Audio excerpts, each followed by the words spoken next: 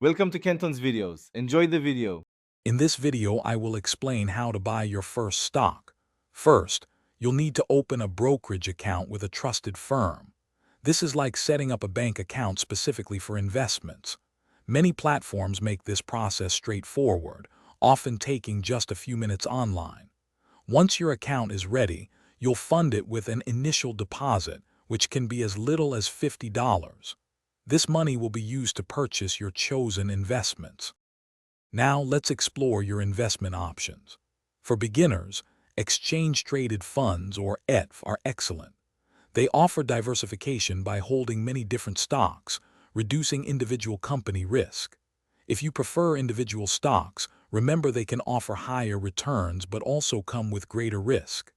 Many platforms also offer fractional shares, letting you invest small amounts like $5 into even high-priced stocks, making investing accessible to everyone.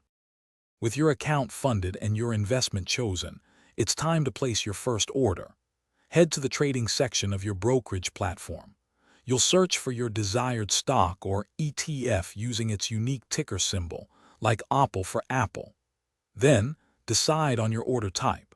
A market order buys immediately at the current price, while a limit order lets you specify a maximum price you're willing to pay, giving you more control.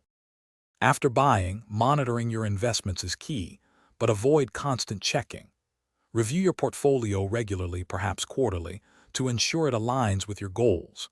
It's crucial to avoid emotional decisions driven by short-term market ups and downs. Investing is a long game. Also, consider reinvesting any dividends you receive. This strategy, known as compounding, can significantly boost your returns over many years, helping your wealth grow steadily. Thanks for watching. Consider subscribing if we helped you.